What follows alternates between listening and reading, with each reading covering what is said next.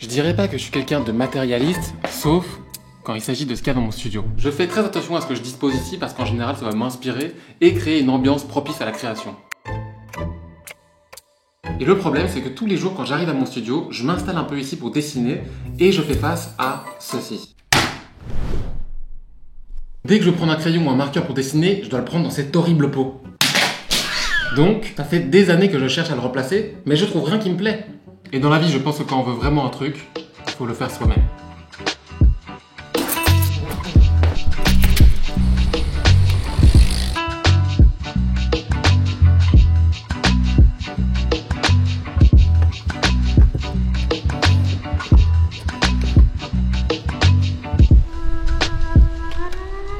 J'ai trouvé ceci, c'est de la gessmonite. En gros, c'est une résine qui ressemble à du béton et qui permet de fabriquer à peu près ce qu'on veut. Donc l'idée serait d'utiliser la gessmonite pour fabriquer notre pot. On va partir sur quelque chose d'assez simple comme ceci, plus ou moins 14 cm de hauteur avec un diamètre de 10 cm et un rebord de 2-3 cm plus ou moins. Ça reste quand même ma toute première expérience avec de la résine, donc on va pas faire quelque chose de trop ambitieux. Donc la toute première étape, ça va être de fabriquer un moule avec des feuilles en plastique que j'ai été chercher et j'ai également dû rassembler pas mal de matériel.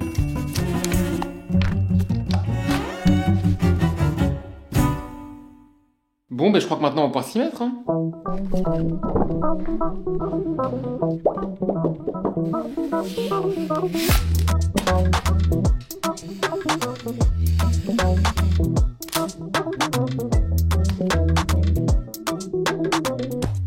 Bon, le deuxième.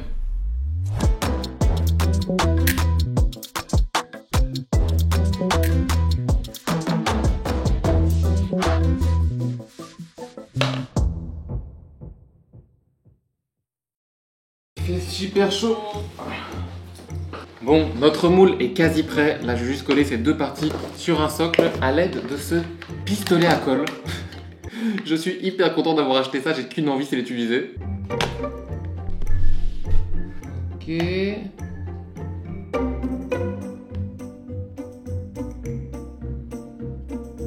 J'espère vraiment que ça va pas couler en dehors, quoi. Ça, ce serait un cauchemar.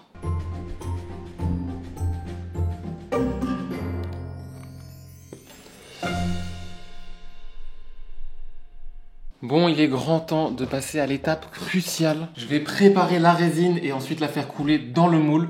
Et j'espère vraiment qu'il n'y aura pas une petite fuite. Honnêtement, j'ai peur.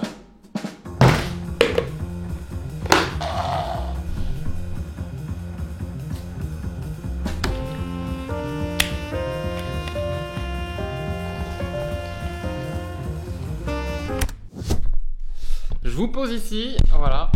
Bon, je vais un tout petit peu commenter ce qui se passe parce que ça a commencé à légèrement être la panique. En gros, dans cette vidéo, à chaque fois que je fais une nouvelle action, je change l'angle de la caméra. Ce qui fait que je cours un peu partout dans mon bureau. Et quand on travaille avec une résine qui durcit, eh bien, fatalement, quand je refais des nouveaux plans, que je prépare mon cadre, etc., la résine commence à légèrement s'épaissir. Ce qui fait que quand j'ai fait couler la résine dans l'entonnoir, voici ce qui s'est passé. Ah ouais, en fait, ça coule pas du tout. C'est trop dur, en fait. Merde. Oh chier, ça c'est pénible ça. C'est une catastrophe pour l'instant. Comment faire? La résine ne coulait tout simplement pas. Et en plus j'avais trop peur de casser mon moule parce qu'il est en plastique et assez fragile l'air de rien. J'ai donc décidé de laisser la caméra au même endroit. J'ai repréparé de la résine parce qu'en plus je pense que je n'avais pas assez. Donc ça tombait bien quelque part. J'ai rajouté du liquide.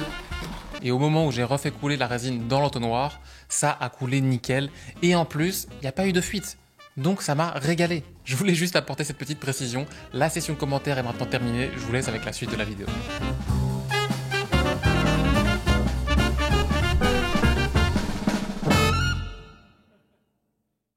Tout s'est extrêmement bien passé. Maintenant, je vais attendre quelques heures, remplir le fond et ensuite on pourra démouler le pot. Dans cette plus ou moins dernière partie, j'ai retiré le moule en plastique qu'il y avait autour et à l'intérieur et j'ai à nouveau préparé de la résine pour la faire couler dans le pot parce qu'on n'avait toujours pas de fond. J'ai laissé reposer pendant quelques heures et ensuite j'ai décollé notre pot du socle. Ça fait quelques heures, tout est sec, j'ai démoulé le pot et voici notre résultat final qui est tout aussi moche que le premier. Mais en fait, il y a un truc que je vous ai pas dit. On n'a pas affaire à n'importe quelle résine. Ici, c'est de la Gesmonite AC730. Et la particularité de cette résine, c'est qu'il faut plonger l'objet dans de l'acide pour révéler son look final. Donc là, je vais laisser tremper le pot pendant environ 20 minutes et ensuite venir le poncer. Ah! Je rigole, c'est du vinaigre blanc.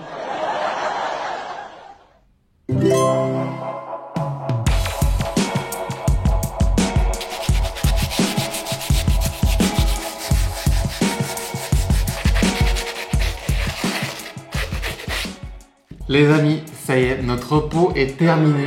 Je suis hyper content, je trouve que la texture est incroyable. Bon, évidemment, il y a plein de petits défauts dessus, notamment le fait qu'il y ait au-dessus, que ça soit pas la même épaisseur partout. Mais c'est pas grave, ça fait partie justement du charme. Et je pensais pas qu'on pouvait être aussi heureux juste en fabriquant un pot.